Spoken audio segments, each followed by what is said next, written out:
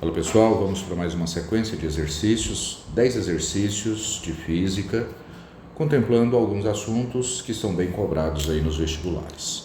Começando com a questão de número 1, dentro de um bote que flutuava em uma lagoa de águas tranquilas, um pescador deixou cair um martelo na água, que afundou até tocar o fundo da lagoa.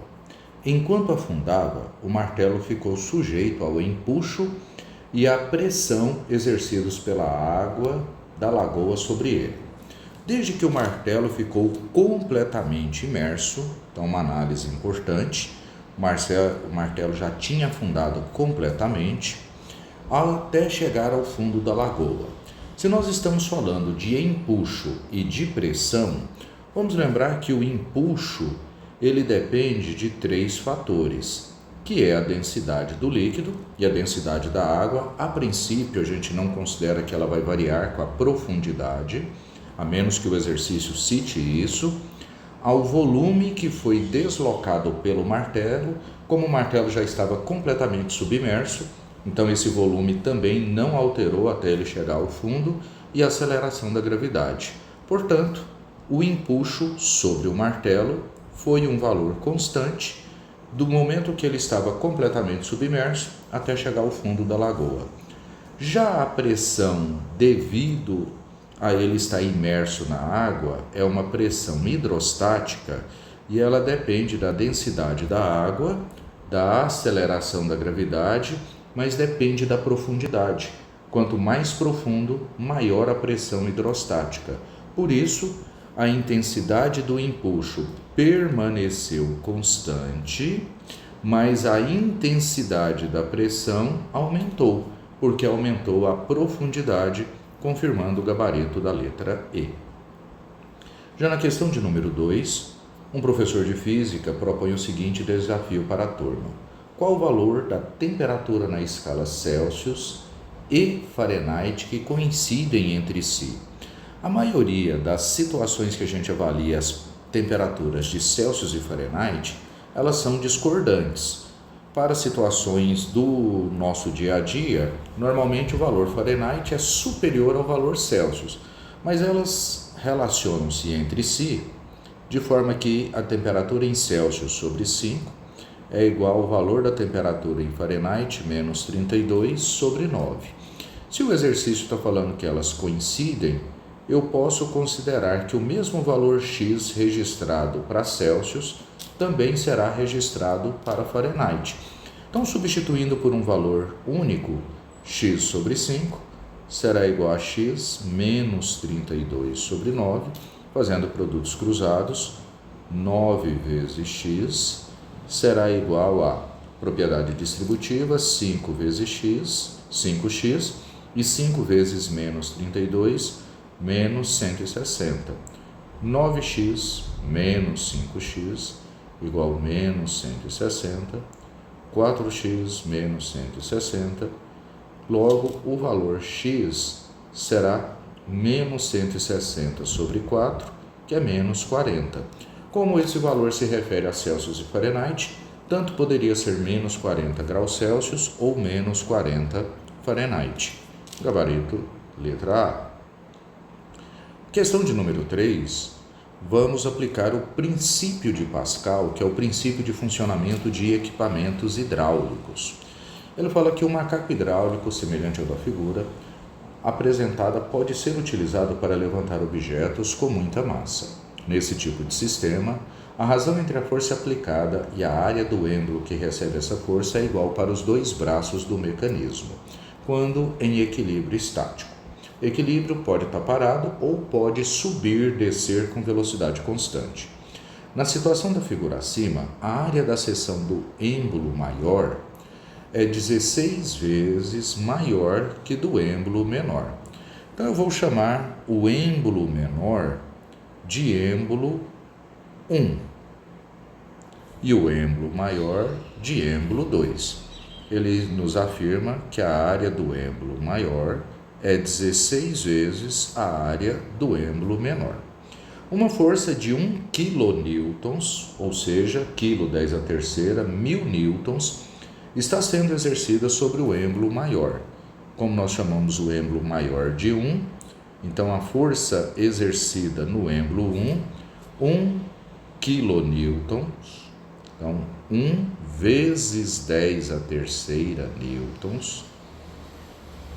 Força 1 vezes 10 a terceira newtons, exercida no êmbolo menor, para manter um corpo de prova M em equilíbrio estático.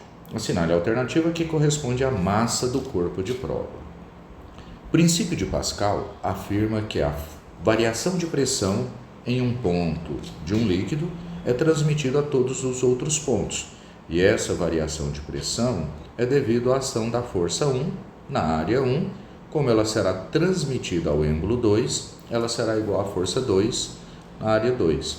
Então, força 1, que vai ser a força no êmbolo menor, 1 vezes 10 a terceira, sobre a área 1, é igual à força que vai surgir no êmbolo 2, com a área 16 vezes a área 1. Podemos cancelar a área 1 e, fazendo produtos cruzados, a força que vai surgir no êmbolo 2 é 16 vezes 10 a terceira newtons. Essa força do êmbolo 2 vai manter o corpo em equilíbrio devido à ação do seu peso. Então, se nós igualarmos que a força 2 é igual ao peso, 16 vezes 10 a terceira é igual a massa vezes a aceleração da gravidade, que é 10. Portanto, a massa será 16 vezes 10 a terceira dividido por 10, 1,6 vezes 10 a terceira quilogramas. Lembrando que 10 a terceira quilogramas é toneladas. Então, 1,6 vezes 10 a terceira quilogramas, que é o que nós temos aqui, seria a massa sustentada no êmbolo 2, que poderia vir também como 1,6 toneladas. Já o exercício de número 4, vai falar um pouquinho mais de hidrostática. Nos últimos meses foram noticiadas muitas queimadas na floresta amazônica. Considerando que não haja correntes de vento horizontais na região de incêndio, a fumaça tende a subir. Quando eu falo de meios fluidos, líquidos e gases, o corpo que sobe ou a porção que sobe é a porção de menor densidade.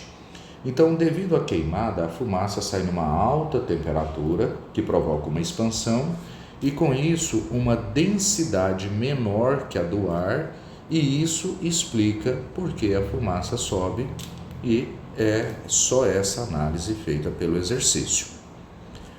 Já na questão de número 5, um cilindro de aço de densidade 7,8 gramas por centímetro cúbico, nós estamos falando do cilindro.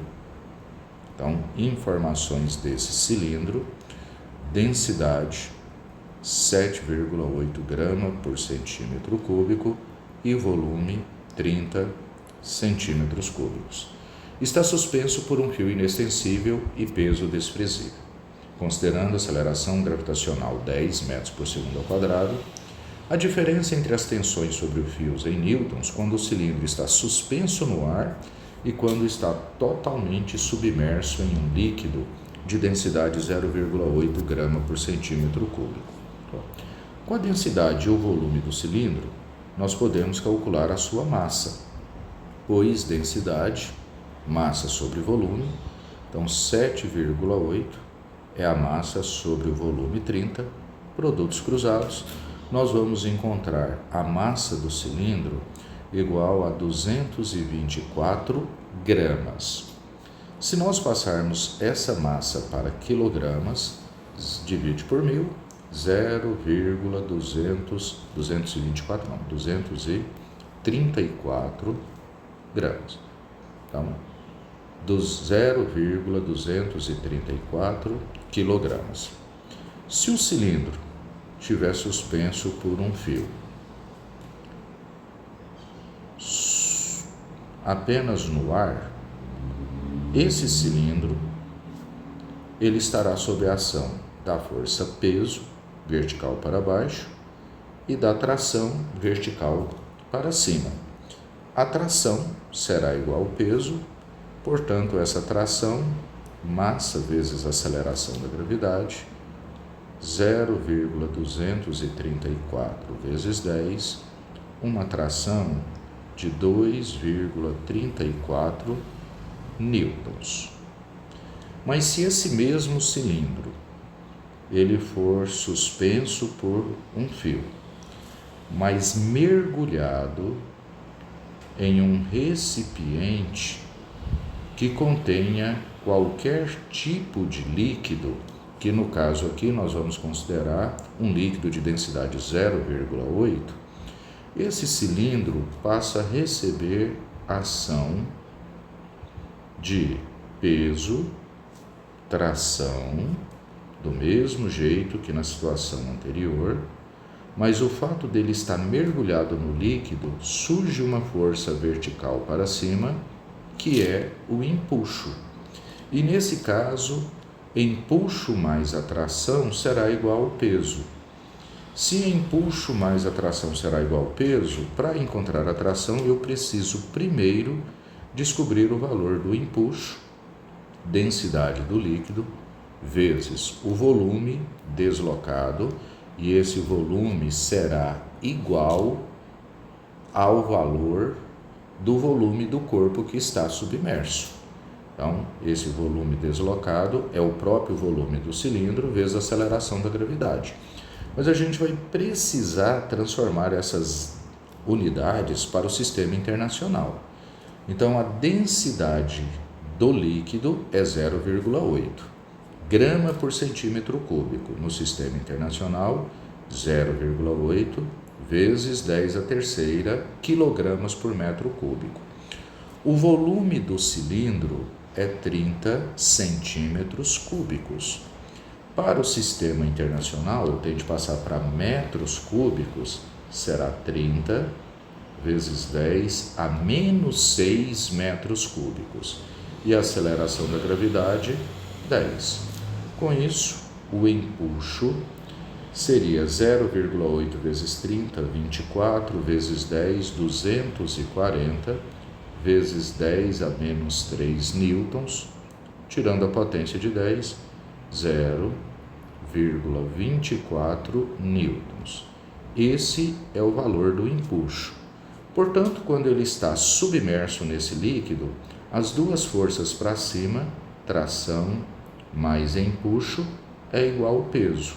Tração mais 0,24 é igual ao peso 2,34. A tração será 2,34 menos 0,24. Essa tração será igual a 2,1 newtons. Como o exercício não pediu exatamente a tração, mas sim a diferença de tração, então veja que a diferença de tração corresponde exatamente à força de empuxo. Então, comparando qual foi a diferença da tração na primeira e na segunda situação, foi a força de empuxo, por isso o gabarito letra B, 0,24 newtons, que provocou a mudança na tração que age sobre o corpo. Questão de número 6. Um reservatório de água sem tampa. A ideia do sem tampa é para indicar que a pressão atmosférica está agindo sobre ele, apresentou uma trinca em seu fundo de tal forma que, para repará-lo, teve de ser esvaziado. Quando o reservatório foi novamente preenchido com água, observou-se que o tempo para o endurecimento do reparo não tinha sido suficiente, pois assim que o nível da água atingiu 2 metros em relação ao fundo, o reparo foi desfeito e a água começou a vazar. Sendo a pressão atmosférica 1 vezes 10 a quinta, gravidade 10, densidade da água 1 vezes 10 a terceira, a pressão a partir da qual a água começou a vazar foi de. A diferença de pressão entre o ambiente interno e externo se deve à presença da água. Então, nós tínhamos uma coluna com 2 metros de água e esses 2 metros provocou uma diferença de pressão devido à pressão hidrostática, e essa pressão hidrostática, densidade do líquido, gravidade vezes profundidade. A pressão hidrostática, ela será densidade do líquido, água, 1 vezes 10 a terceira, aceleração da gravidade 10 e a profundidade 2 metros. A pressão hidrostática, 2 vezes 10 a quarta Pascal, ou, se preferir, que a gente vai precisar disso, 0,2 vezes 10 a quinta Pascal. Mas essa é a pressão exclusivamente da água. Como acima da água tem ar, porque ele estava sem tampa, então a pressão total sobre o furo é exatamente a pressão hidrostática mais a pressão atmosférica. Com isso, a pressão total sobre o furo, porque o exercício pediu a pressão a partir da qual a água começou a vazar. Então, eu queria saber a pressão aqui onde vazou, que é 0,2 vezes 10 a quinta, mais a pressão atmosférica, que é 1 vezes 10 a quinta. Por isso, a pressão total, 1,2 vezes 10 a quinta Pascal. Lembrando que, se o exercício tivesse pedido a diferença de pressão entre um ponto interno e externo, seria só a pressão hidrostática, porque externamente a pressão atmosférica também age. Mas ele não pediu diferença de pressão, ele só pediu a pressão em valor absoluto. Questão de número 7.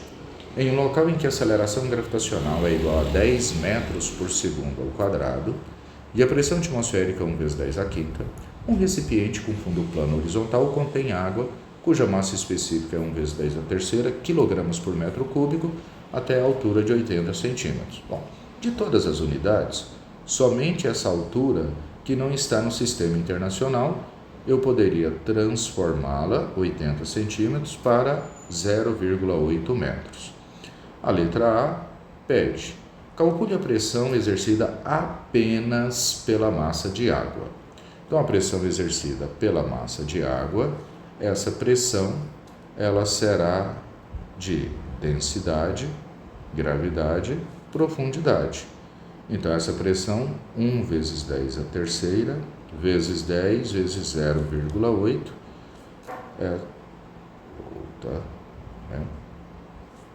Então, a pressão exercida apenas pela massa d'água será de 8 vezes 10 a terceira Pascal. Seria a resposta para a pressão exercida no fundo do recipiente. Na letra B, ele vai falar, vamos só voltar aqui, fugindo, né? Na letra B, ele vai falar de uma mistura, né? Adiciona-se na água certa quantidade de álcool, ajeita-se a mistura até que fique homogênea. Em seguida, uma esfera de 3 kg e volume 2 vezes 10 a menos 3 metros cúbicos é inserida no recipiente que contém a mistura dos líquidos e fica totalmente submersa sob a ação de uma força de empuxo 19 newtons.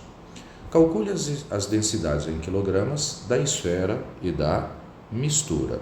Bom, se nós considerarmos aqui, né, vamos só dar um espaço aqui para que ele já tem um gabarito pronto ali, mas vamos conversar sobre a análise e resolução dessa questão. Deixa esse gabarito aqui.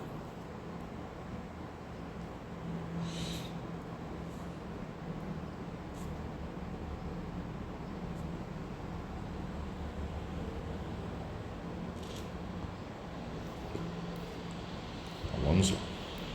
Se nós considerarmos exclusivamente a massa e o volume da esfera, então, esfera, densidade, massa sobre volume. A densidade da esfera será a massa 3, dividido pelo volume 2 vezes 10 a menos 3. A densidade da esfera, 1,5, a potência 10 a menos 3, pode passar para o numerador com sinal trocado do expoente, quilograma por metro cúbico. Então, isso para a densidade da esfera. Agora, se eu for pensar na mistura, eu vou analisar através da força de empuxo, porque o exercício nos deu que o empuxo foi de 19 newtons. Então, pensar na mistura, nós vamos analisar que o empuxo será a densidade do líquido, portanto, a densidade da mistura, vezes o volume que foi deslocado, vezes a gravidade. Como o empuxo foi 19 newtons, eu quero descobrir a densidade da mistura, sabendo que o volume que foi deslocado é o volume da esfera, porque ela ficou totalmente submersa. Então, é o volume de 2 vezes 10 a menos 3, vezes a aceleração da gravidade, 10. 19 é igual a 20 vezes 10 a menos 3, que é o 2 vezes 10, vezes a densidade da mistura. Isolando a densidade da mistura, vai ser 19 dividido por 20 vezes 10 a menos 3. Então, a densidade da mistura, 19 dividido por 20, 0,95. 10 a menos 3 sobe com expoente positivo, quilogramas por metro cúbico. Essa seria a segunda resposta para falar da densidade da mistura, que é exatamente a relação que se faz aqui. Questão de número 8. Na estrutura de um prédio de 100 metros de altura, foi instalado um termômetro cuja escala é desconhecida. Para calibrar o termômetro, foi estabelecido que o ponto de gelo da água estaria indicando a 32 metros de altura e também que cada 1 metro a temperatura varia em 1 grau Celsius. Em um determinado dia, a indicação do termômetro era 60 metros de altura. Então, analise que ponto de gelo da água, eu estou falando 0 graus Celsius. Então, 0 graus Celsius estaria correspondente a 32 metros de altura, que a variação de 1 grau Celsius, 1 grau Celsius, corresponde à variação de 1 metro. Variação de 1 metro, então ela vai chegar a 33 metros. Em determinado dia, a indicação do termômetro era 60 metros. E ele quer saber a temperatura na escala Fahrenheit. Mas antes de achar na escala Fahrenheit, vamos achar ela na escala Celsius. Temperatura tem variações proporcionais. Então, nós poderíamos fazer de diferentes maneiras aqui. Uma maneira mais rápida. Se cada metro varia 1 grau Celsius, de 32 para 60, variou 28 metros. Então de 0 vai variar 28 graus Celsius também, porque cada metro a temperatura está variando 1 grau Celsius. Então a temperatura ambiente era de 28 graus Celsius. E eu quero passar essa temperatura para a escala Fahrenheit. Então, Celsius sobre 5 será Fahrenheit menos 32 sobre 9. A temperatura Celsius era 28 sobre 5, Fahrenheit menos 32 sobre 9. Produtos cruzados, 5 vezes Fahrenheit, menos 5 vezes 32, que é menos 160, 9 vezes 28, 252. 5 vezes Fahrenheit será 252 mais 160, 5 vezes Fahrenheit será igual a 412. Portanto, Fahrenheit 412 dividido por 5, o valor de Fahrenheit será de 82,4 graus Fahrenheit, letra C. Então, com isso, finalizamos sem precisar montar uma escala extra só pelas variações de temperatura. Questão de número 9. Para aferir a temperatura corporal de uma pessoa, podem-se utilizar termômetros clínicos de mercúrio. Nesse processo, quando o termômetro é colocado em contato com o corpo durante certo intervalo de tempo, ocorre o equilíbrio térmico entre termômetro e corpo.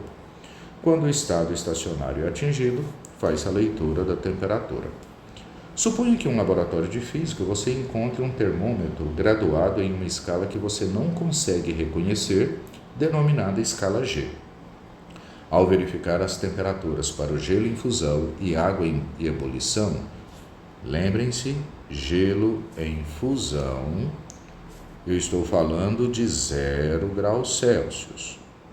E água em ebulição, eu estou falando de 100 graus Celsius. Só que esse outro termômetro, ele registrou 3 graus G e 178 graus G. Se a sua temperatura corporal medida por um termômetro graduado em Celsius foi 38, então se aqui estiver marcando 38 graus Celsius, qual será o valor encontrado na escala G ou no termômetro G? Para isso, agora eu não tenho a mesma facilidade que a gente tinha daqueles exercícios que a variação de 1 metro era 1 grau Celsius. Então eu recomendo fazer uma proporção de variação. Como assim? Eu vou pegar a temperatura intermediária menos a mínima, 38 menos 0, sobre a máxima, registrado aqui, menos a mínima, 100 menos 0. Isso é proporcional à mesma coisa no termômetro G. Temperatura intermediária X menos a mínima 3, sobre a máxima menos a mínima 178 menos 3. Com isso, 38 sobre 100 é igual a X menos 3 sobre 175. Produtos cruzados, né? 100 vezes X menos 100 vezes 3, 300. É igual a 38 vezes 175. Na multiplicação, né, a gente poderia deixar indicado para depois tentar simplificar, ou já faz direto, que vai dar 6.650, 38 vezes 175. Então, 100x será 6.650 mais 300, 100x, 6.950, x 6.950 dividido por 100, então o valor registrado na escala G, 69,50 ou 69,5 graus G. Gabarito, letra C. E como última questão,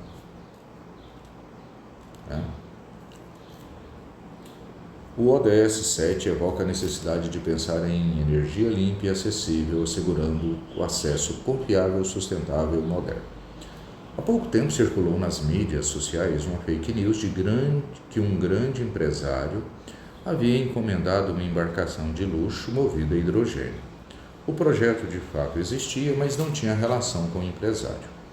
Com base no projeto, chamou a atenção por contar com tecnologias que combinam hidrogênio e oxigênio para produzir eletricidade e água, assim evitando a queima de carvão, madeira para alimentar a embarcação. A embarcação conta com 112 metros de comprimento, espaço para 14 convidados e 31 tripulantes. Possui 2 tanques de 28 toneladas cada, seladas a vácuo, com hidrogênio líquido resfriado a menos 253 graus Celsius. Quando for entregue, a embarcação vai atingir 17 nós de velocidade e viajar por 3.750 milhas náuticas, cerca de 6.945 quilômetros. De acordo com o texto, o hidrogênio é resfriado a temperatura. Veja que os valores estão em Kelvin. Então, a relação de Celsius e Kelvin ela é muito simples, porque Celsius sobre 5 é Kelvin menos 273 sobre 5, Como está tudo sobre 5, eu posso falar que Celsius é Kelvin menos 273 ou Kelvin é Celsius mais 273. Então, a temperatura de Kelvin será menos 253, que é o valor de graus Celsius, somado com 273. Logo, o valor de Kelvin será de 20 Kelvin. Aí, prestem atenção que ele trouxe aqui 20 Kelvin acima do zero absoluto ou abaixo do zero absoluto. Não existe temperatura abaixo do zero absoluto. Por isso que a escala Kelvin ela é chamada de escala absoluta, porque ela é o menor valor possível para se registrar uma temperatura. Então, a temperatura é 20 Kelvin e, obviamente, acima do zero absoluto. Pessoal, exercício sobre hidrostática termometria, tá? Espero que tenham gostado. Se liga que em breve novas resoluções para vocês. Valeu!